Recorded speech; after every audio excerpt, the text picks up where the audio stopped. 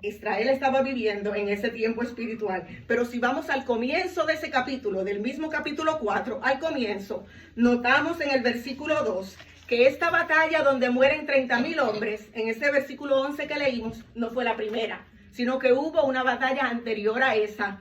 Y eso lo vemos en el versículo 2, y en esa batalla habían muerto 4,000 hombres más. O sea, yo quiero que pensemos, la primera batalla mueren 4,000 hombres.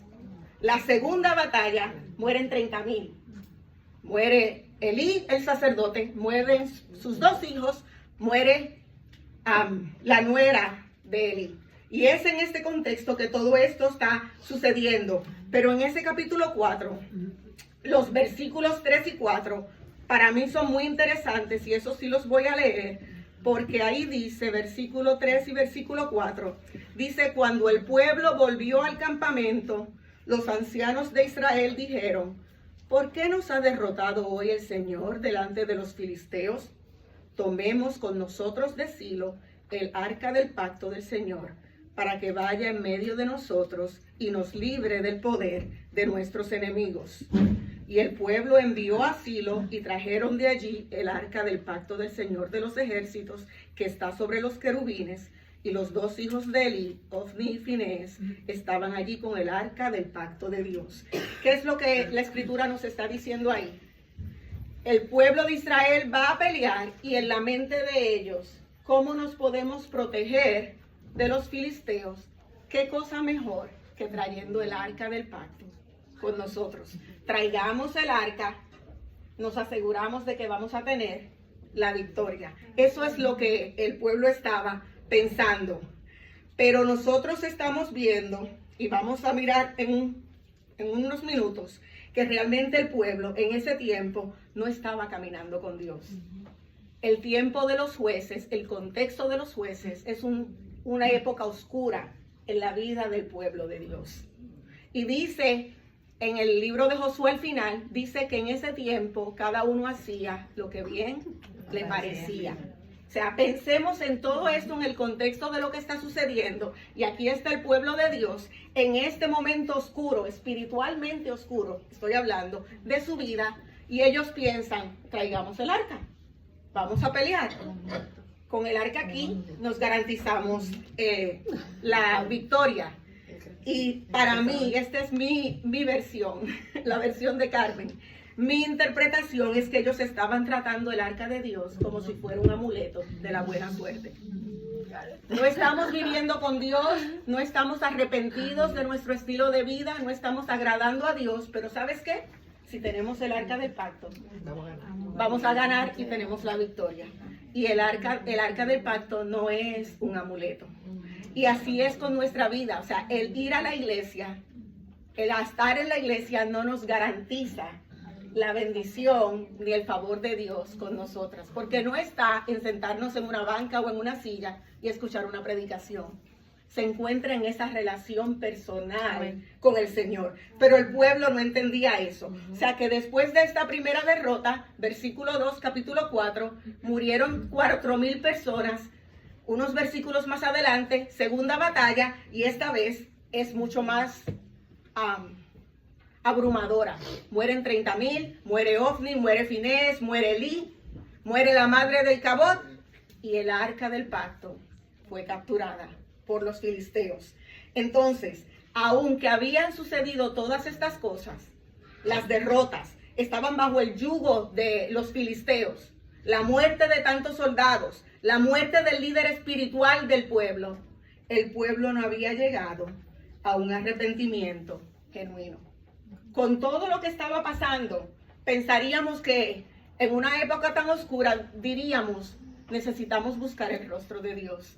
Necesitamos ver qué está pasando, que Dios nos está trayendo todas estas desgracias, qué está pasando con nosotros, qué hay en nuestro corazón. Pero la Escritura lo que nos revela es que a pesar de toda esta oscuridad espiritual, el pueblo no había llegado a un arrepentimiento verdadero. Entonces el pueblo estaba desmoralizado, estaba derrotado, pero lo peor era que estaban lejos de Dios. Esa era la peor situación, la peor tragedia. Esa fue su peor tragedia. No fue todo lo demás, fue que estaban caminando lejos de Dios. Ahora, esto es lo que está pasando y la Escritura nos narra en el capítulo 4. Si nosotros adelantamos la historia aproximadamente unos 20 años, regresemos al capítulo 7 del primer libro de Samuel, donde comenzamos ahí con el versículo 12. Y si notamos, ahí dice, en el versículo 2 de ese capítulo 7, dice, y sucedió que pasó mucho tiempo, 20 años. Me encanta como el autor dice, en vez de decir sucedió 20 años después, nos quiere hacer conscientes, pasó mucho tiempo. Y después añade, 20 años. O sea, quiere que estemos claros. Miremos desde esta narrativa del capítulo 4, ahora aquí en el capítulo 7, han pasado más de 20 años. ¿Y sabe qué? El pueblo todavía está en la misma condición espiritual. Nada ha cambiado. Espiritualmente nada había cambiado. Todavía ellos estaban en ese mismo hoyo, en ese mismo pozo espiritual donde se habían encontrado. Entonces, en este capítulo 7, Samuel le habla al pueblo, versículo 3, y les dice, entonces Samuel habló a toda la casa de Israel, diciendo, si os volvéis al Señor con todo vuestro corazón, quitad de entre vosotros los dioses extranjeros y las astorets, y dirigid vuestro corazón al Señor, y servidle solo a Él os librará de la mano de los filisteos. Samuel está exhortando al pueblo a que regrese a Dios. Pero Israel todavía pensaba que el secreto se encontraba no en regresar a Dios, como Samuel les está advirtiendo aquí en este versículo 3, que el secreto se encontraba en ellos tener la presencia física del arca del pacto. Y es en ese contexto que vemos la narrativa de este capítulo 7. Entonces, en esa situación, vemos entonces versículo 5, cómo Samuel intercede delante de Dios por el pueblo. Y dice el versículo 5, y Samuel les dio instrucciones al pueblo y dijo, reunid en Mizpa a todo Israel y yo oraré al Señor por vosotros. El que está orando aquí es Samuel. Samuel el profeta, Samuel el sacerdote, está intercediendo por el pueblo delante de Dios. Mira lo que dice en el versículo 6. Y se reunieron en Mizpa y sacaron agua y la derramaron delante del Señor.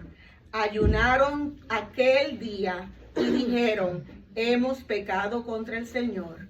Y Samuel juzgó a los hijos de Israel en Mizpa.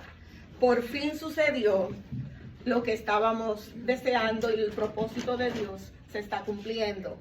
El pueblo genuinamente responde a la amonestación de Samuel. Más de 20 años estamos hablando, pero escuchan, abren su corazón, responden a él y ellos confiesan su pecado, hacen ayuno y aquí es donde hay ese encuentro entre el pueblo de Israel, el pueblo de Dios y Dios, mediante la intercesión de Samuel, el sacerdote. Y es en ese momento, miremos los versículos 7 y 8, cuando todo esto está sucediendo, Samuel intercediendo por el pueblo, orando por el pueblo arrepintiéndose, ayunando, confesando pecados.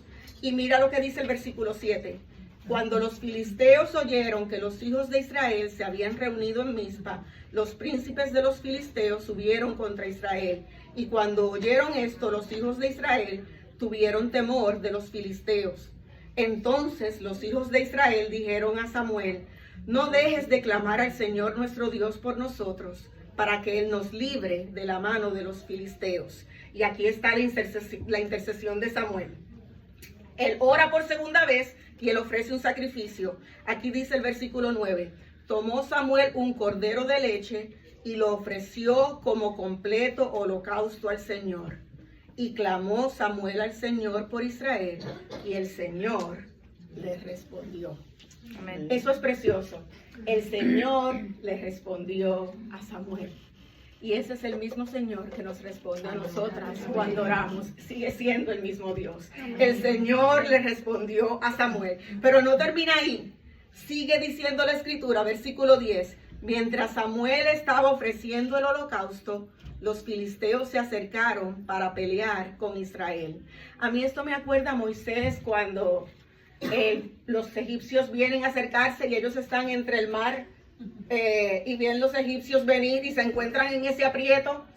En a menor escala es una situación similar. Aquí están ellos con Samuel ofreciendo sacrificio, orando, pidiendo perdón, confesando pecados, ayunando, y oyen a los filisteos que se acercan. O sea, pensemos en el pánico que les entra. Ellos llevaban décadas bajo el yugo de los filisteos, siendo abusados por los filisteos. Entonces, en ese contexto, dice: mas el Señor tronó con gran estruendo aquel día contra los filisteos y los confundió, y fueron derrotados delante de Israel. Yo estoy segura de que el pueblo de Israel no se esperaba eso. Ya habían perdido 2 batallas, habían perdido aproximadamente, por lo menos lo que la Escritura nos dice, 34,000 soldados en esas 2 batallas anteriores. Yo pienso que en la mente de ellos estaba: aquí va a haber otra masacre. ¿Cuántos miles van a morir hoy? Entonces es en ese contexto que Dios, cuando el pueblo ayunó, cuando el pueblo hizo confesión de pecados y hubo ese arrepentimiento que Dios hacía tiempo los estaba invitando a hacer, que finalmente sucede y Dios interviene. Y ahí es que nosotros tenemos la historia de Ebenezer. Saliendo de Mizpa, versículo 11, los hombres de Israel persiguieron a los filisteos, hiriéndolos hasta más allá de Bet-Car.